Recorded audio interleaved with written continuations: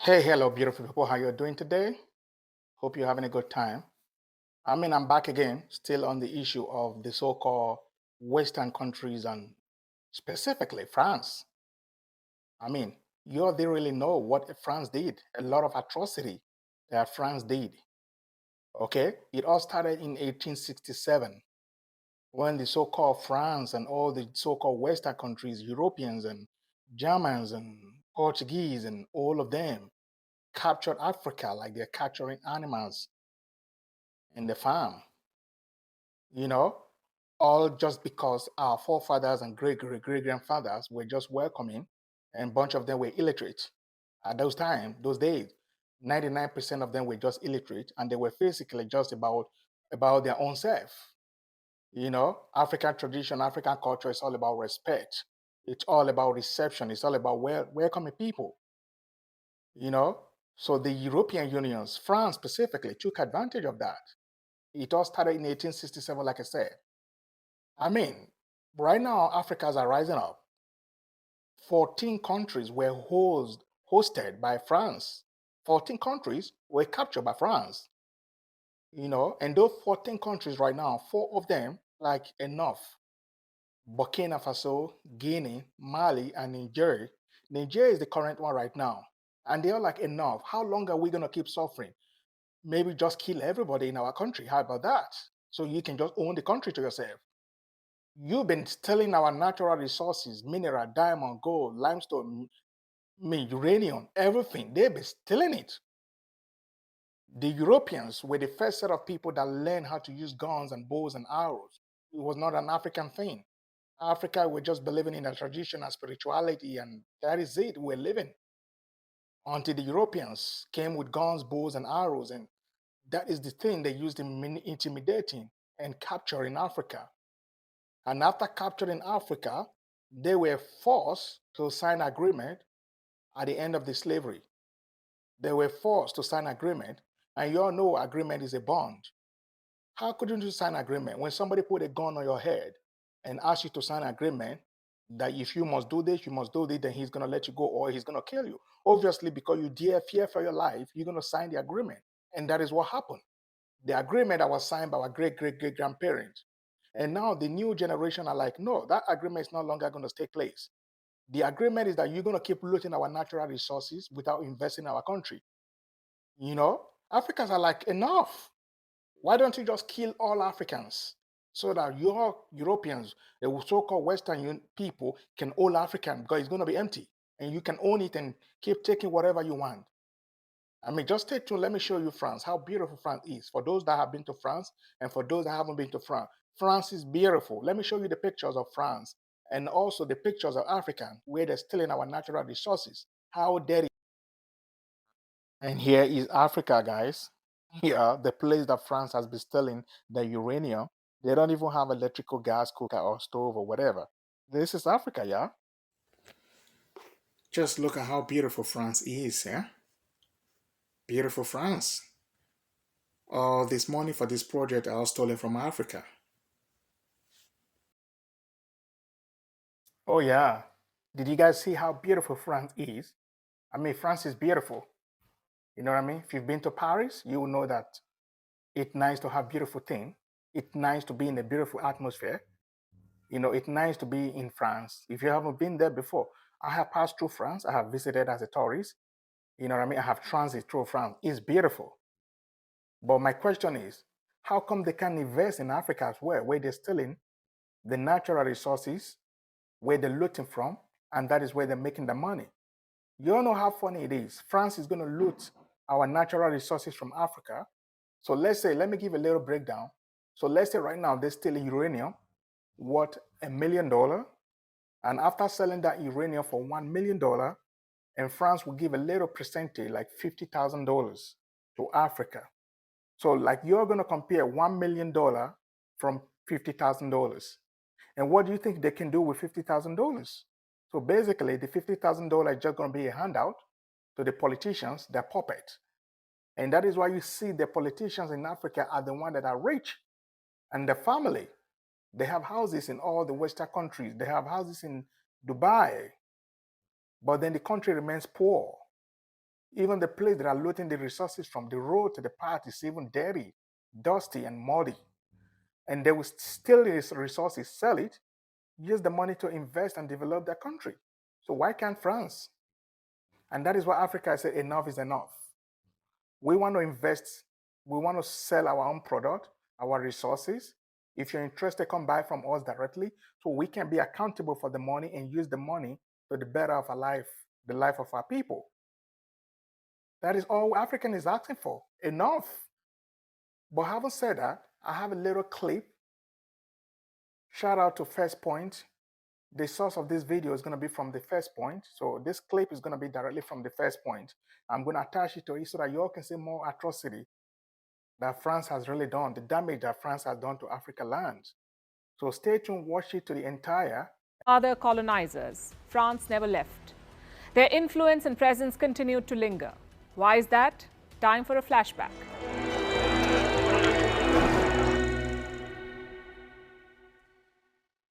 Let's begin from the 16th century. That's when France became interested in Africa. The reason was slaves. The French were the third biggest slave traders. They took around 1.3 million Africans to their colonies in the Americas.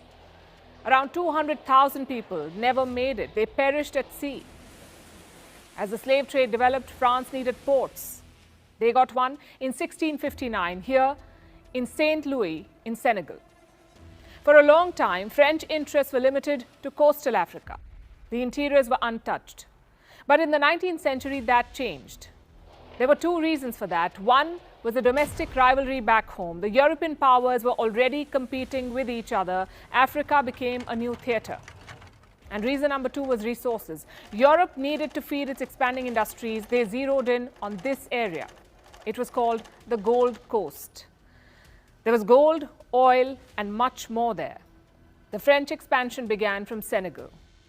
In 1854, General Louis Faidherbe was appointed governor. He quickly got down to business. Under his rule, French control was extended to Gambia. But his ambitions were bigger. He wanted to conquer the Niger Delta and Mali. His government was not so keen, though. They thought it would be too expensive, so the expansion project was paused. It would resume in the 1880s. This was the beginning of the scramble for Africa. No shadow wars anymore. European armies were marching across the continent. They were picking off countries one by one. This inevitably led to fighting between European powers, so the German Chancellor proposed a plan. This man, Otto von Bismarck. He brought all the European countries together in Berlin. In 1885, these countries signed the Berlin Act. It formalized the scramble for Africa, and the logic was quite simple. Instead of fighting each other, let's carve up the continent. Each country gets its own colony. And no, the Africans were not consulted. In the 1880s, almost 80% of the continent was ruled by the locals, kings, sultans, and tribal chiefs. By 1900, it was flipped. Around 90% of Africa was colonized by Europe, and Niger was part of this. In 1899, two French officers were put on the job. Captain Paul Vollet would lead this mission, and his second in command was Julien Chanoine. Both men had one thing in common, their bloodlust. They set off from Dakar in Senegal. Their job was this: explore Chad and Niger, gather local intelligence, reach the Sudan, and return. Basically, create this ribbon of French territory, from Senegal in the west to the Sudan in the east. Captain Vollet had a reputation. He led the French conquest of Burkina Faso in 1896. He was ambitious and brutal. His expedition to the Sudan is called many things: the Killer Trail, the African Apocalypse, the Heart of Darkness. Gives you an idea what went down. It was one of the most violent and bloody episodes in colonial history, not just in Africa, but the whole world. Vollet's mission was not well funded, so at the first village he reached, he demanded porters. He needed people to carry things. When the locals denied, he razed the entire village. Around 100 people wiped out. It was a sign of things to come. Vollet often refused to feed his camp followers. When they complained, he killed them. Men, women, and children were bayoneted to death. Not shot, bayoneted, because Vollet wanted to save bullets. Such massacres followed him everywhere. It was so bad that word reached the French government in Paris. Vollet's own soldiers were horrified by the violence. Some of them deserted. When Paris got to know, they ordered Vollet and Chanoine to be arrested. They deputed a French officer from Mali. He followed the expedition's trail to catch them. What he saw was blood-curdling.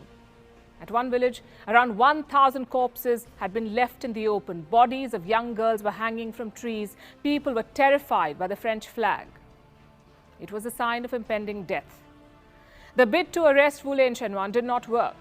In the end, both were killed by their own soldiers, but the mission continued. French troops marched through the Sahara and secured the region. Their African project was complete. It looked like this: a federation of 8 territories: Mauritania, Senegal, Mali, Guinea, Ivory Coast, Burkina Faso, Benin and Niger. The capital was Dakar. This whole region was called French West Africa. Fun fact, it was 8 times bigger than European France. So how did they control it? The same way they captured it, using brute force. France did face rebellions in the first decades after the conquest, like the Tuareg rebellion of 1916. The Tuaregs are an ethnic group living in the Saharas. In Niger, they live in the country's north. When the Tuaregs rebelled, France crushed them. Summary executions were the norm. It was through these crackdowns that Paris held on to its colonies. Many of them fought wars for France. Around 2.5 million Africans were part of the First World War, another 1 million in the Second World War. These people were not French citizens, they were French subjects. And that equation changed only after the Second World War in 1946. Niger, along with other colonies, became overseas territories. They got seats in parliament, and with elections came political parties. The most important one was the PPN, the Progressive Party of Niger. 2 men came to dominate this party: the radical Djibo Bakari and the moderate Hamani Diori. They were cousins, also rivals. An important moment came in 1958. France had adopted a new constitution. Its colonies now had to vote on it, sort of like a referendum.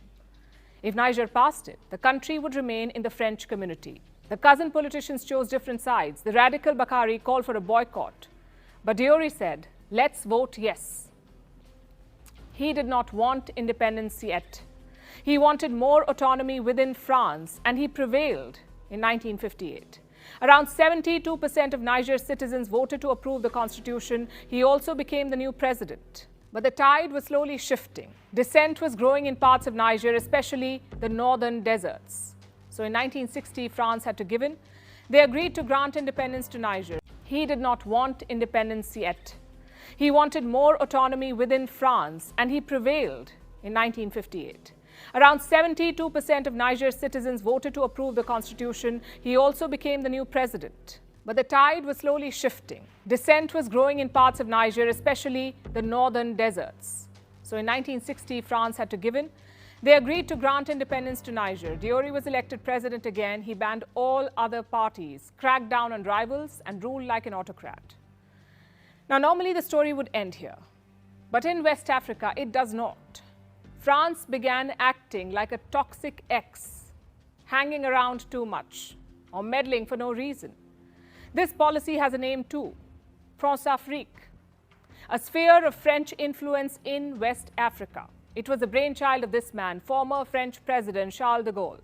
He asked his advisors to build up Françafrique in 1962. And how did they do that? By building personal networks. France propped up leaders, often dictators in West Africa. They gave them military support, a little aid, and a whole lot of French glamour. What did they get in return? Resources and influence. More than 1,000 French companies operate in West Africa. They have the 3rd biggest investments. First is America, second is Britain. They also have soldiers there. France has deployed 3,000 troops in Africa. Around half of them are in Niger. Their job is to fight terror groups, but you can see why this is problematic. Imagine Britain stationing soldiers in India. Terrorism or not, it's an affront. From the 1980s, French presidents have promised to dilute Françafrique. Macron has done so too, but their actions suggest the opposite. I have some trivia for you. 14 countries in Africa use the same currency. It's called the CFA franc. It was created back in 1945, before African independence. But even today, 14 countries use it. And I'll tell you how it works. West African countries deposit 50% of their reserves at the French treasury. In return, they can use the CFA franc. Its value is pegged to the euro. France says the currency brings stability to West Africa, but it also brings trauma, the trauma of a colonial past. The CFA franc is often called monetary servitude. It is one of the many reminders of French colonialism.